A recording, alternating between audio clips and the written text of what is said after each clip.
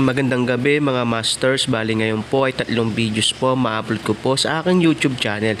Tama nga mga masters, 3 videos nga po ma-upload ko po. Yon, what's up mga masters? Nandito na naman tayo sa panibagong araw, panibagong kabanata na naman ang pagsasama-samahan natin ngayon guys.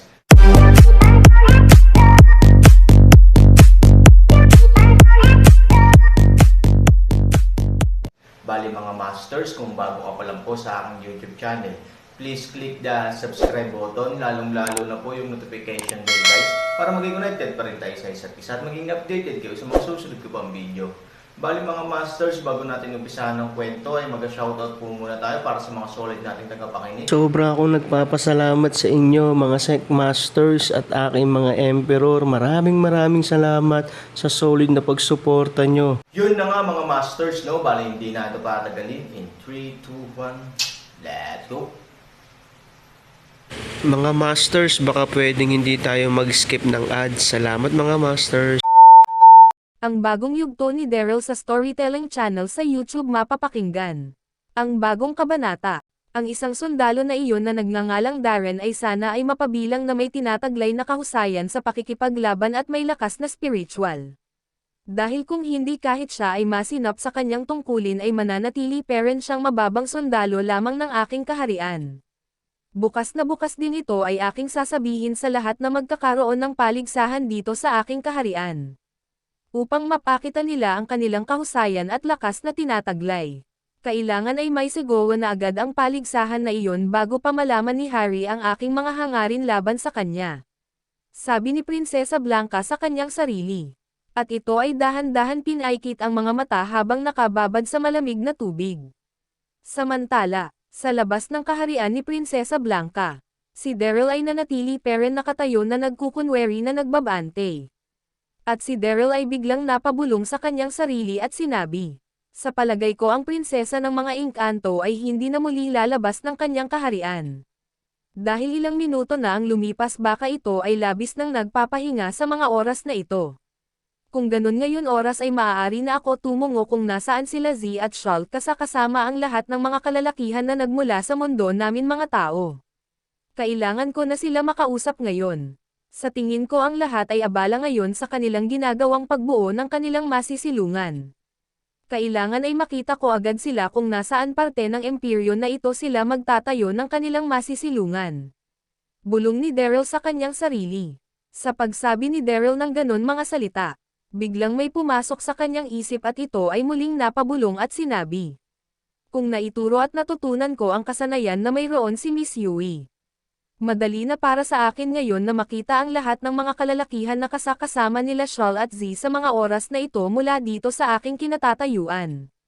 At makikita ko din kung ano ang ginagawa ng prinsesa ng mga engkanto sa mga oras na ito para makatiyak din ako na hindi na ito muling lalabas ng kanyang kaharian. Kung nagtataglay na din ako ng ganong kasanayan na tulad ng kasanayan ni Miss Yui ay malaki ang maitulong sa akin nun. Subalit hindi ko nagawang matutunan ang ganong teknik na ang vision ay lumalawak at tumatagos kahit sa napakakapal na harang ng mga bato. Dahil masyado din akong naging abala sa mundo ng iba't ibang nilalang sa lugar ng mga elf. Kaya hindi rin naituro sa akin ni Miss Yui ang ganong kasanayan o teknik. Kamusta na kaya si Miss Yui? Ang babae na iyon ay talagang malambing at sobrang nagtataglay ng kabaitan. Alam ko na lubos na nag-alala siya nang umalis kami ni Prinsesa Lin sa lugar ng mga elf.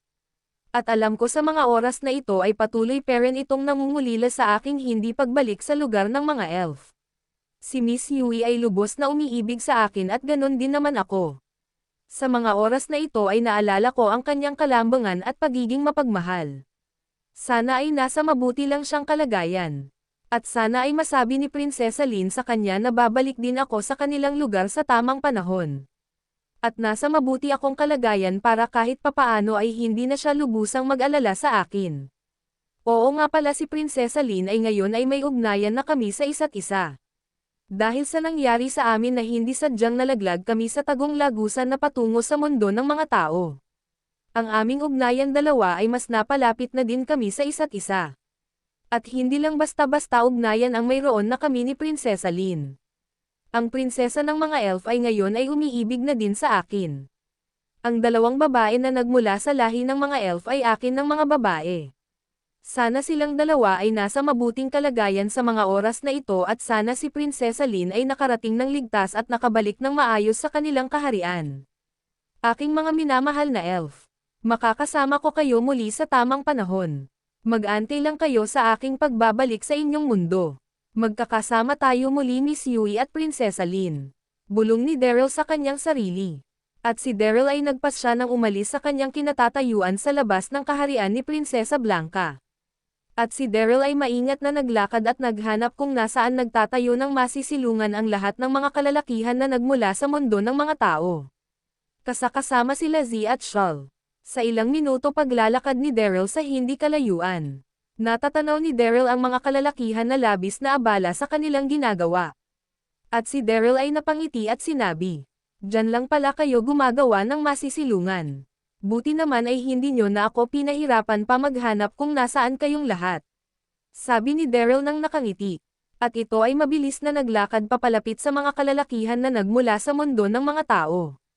At sa ilang minutong paglalakad ni Daryl, ito ay nakarating kung nasaan ang lahat ng mga kalalakihan.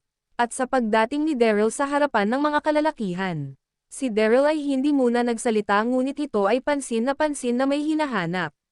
Nang mapansin ng iilang mga kalalakihan si Daryl na tila may hinahanap, ang isa sa lahat ng mga kalalakihan ay nagsalita at sinabi, "Mawalang galang na magiting na sundalo ng lahi ng mga engkanto. May hinahanap ba kayo sa isa sa aking mga kasamahan na nandito ngayon?"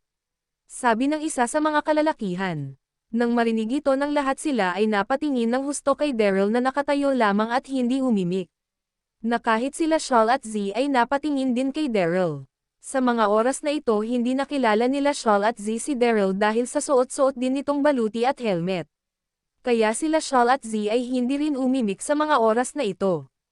At sila Shawl at Z na magkatabi sa mga oras na ito ay nagkatinginan sa isa't isa. At nang marinig din ni Daryl ang sinabi ng isa sa lahat ng mga kalalakihan, ito ay napakamot sa kanyang suot na helmet pangdigmaan. At si Daryl ay nagsalita at sinabi, "Tama ka, may hinahanap ako na dalawang kalalakihan na nagngangalang Shawl at Z.